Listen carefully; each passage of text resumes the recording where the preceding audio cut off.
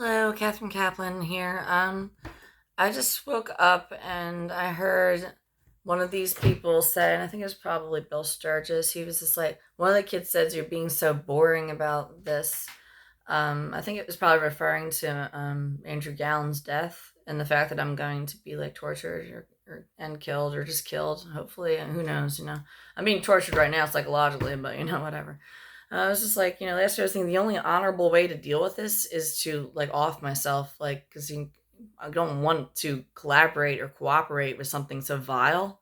So, like, this is an atrocity. This is an atrocity. This is a tragedy. This is a crime against humanity. And the only way to not cooperate is to kill myself. And that would be the most like moral thing to do. That would be the most thing that makes the most sense. That would be the most logical thing to do. So that because with every breath I take and every beat of my heart, every word I say, everything I think, I am um it feels like, well, you are forcing me to cooperate with like something so vile and disgusting that it doesn't resonate with anything productive or sane or it's just like I don't really want to say evil as it sounds very like a hick or a redneck or something, but I can't think of any other word. Vile is basically evil. It's the same letters in it, but I'm not gonna give you that I know that makes your dicks rock hard thinking that you're pure evil, like he used to say, like pure evil. I used to think that he was taking it on himself, like, oh, I'm pure evil. But I think that subconsciously he was trying to say that he is just being force fed and deep throated pure evil on a daily basis. But like, this thing is so vile that I don't want to be the raw material used to do anything with it. So the only honorable thing to do would be to kill myself. And like, it's not even out of fear, but like if I was like a soldier or a like a saint or like some priest or like was if I came from a different background and I was like trained to be like some things are just wrong. Like if I was like my brother-in-law Steve Kurtz, I think he would seriously consider killing himself, just not out of fear as much as to not cooperate or not to be able to not even it's not cooperation because like it's soul rape, like but like just to not be able to be used by evil men. So you're just like waking me up saying you're being so boring about this, you're being so boring. I was like, that is the second best thing I could do to to honor myself and honor the victims that went before me and the victims that are gonna come after me, is to not be any fun. That's the only way I know besides killing myself to boycott this thing. But I always crave for another day above the dirt and the sunlight. I also and I was like thinking about this more. I was like, is it like the hope that something happens? Like, because as long as you're alive, it's like no, because like I'm a realistic person. As much as people made fun of me for being childish or like having interests that are like fun, like to me anyway, like but I am that stuff is real. But I am a very realistic person when it comes down to it, and I know that it would be like I'm not gonna call it luck or a miracle or something. I know that improbable things happen. They do. Improbable things do happen, but you cannot rely on them.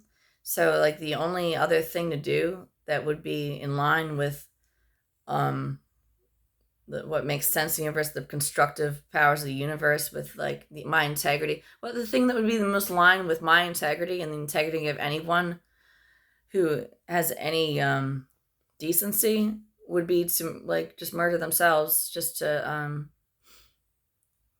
protest it, or just to boycott it. So like you're telling me I'm being boring as if like that's not a good thing. Like if anything that's positive, but I'm not going to jip myself of a fun day, but if I accidentally entertain you by being myself, so be it. You know what I mean? Like there's nothing I can do about that. But honestly, my complete opposite goal. Like, the other thing I thought is like if I just sat here with like a gentle look on my face, a smile on my face, and calm, not even like it's just like when you came in to murder me, if I could manage to sit there in tranquility and not crave for like I don't know another drink or like to eat a piece of chocolate or like to like jump in the pool one more time, if I could just sit here peacefully for 16 hours a day, casually get up and eat and sit down and patiently wait for you to come in and murder and torture me, that would be the most spiritually enlightened thing I could do. And it would starve you of what you crave, which is attention and like fireworks and like fun and me screaming and pissing and shitting myself in the end. But I'm not a monk. I'm not a Tibetan monk on the field. I'm not like a superhero. I'm not a soldier. Like I am. I'm not a saint. I'm not a ninja. Like I'm probably gonna accidentally entertain you by screaming and pissing myself in the last day, or like uploading a video instead of just being like, sure, I'm boring. Like it's like that would be like the second best thing to killing myself. So I mean, like I'm glad that I accidentally bored you, but I know you just said that to get some attention. Like the only way out of this, in a way that would be in alignment with common sense, would be to kill myself. But something just keeps preventing me. And honestly, you might have technology to keep me from doing it, because I know that you can keep me from walking across the street and looking like a horse's ass or feeling completely powerless. So there's nothing to say that that antifreeze in the fridge, I can't just, for some reason, I can't pick it up and chug for 20 seconds. And I know that it would be, the people have done it over so much less. I know that it would be the right thing to do for so many reasons, and none of them pathetic, honestly. Like, well, pathetic because you put me in this situation against my will. But you're like, why don't you talk about the rape? It's like, because I was raped with every breath I took. Every second of my life that I spent here was rape. I'm being raped right now. Like I'm being forced to collaborate with pure evil, and I'm glad that I bored you. But you just said that to get a rise out of me, and that's like I come back to. If I could just sit here calmly waiting for you to come get me, that would be the most spiritually enlightened thing to do. But I can't bring myself to do that.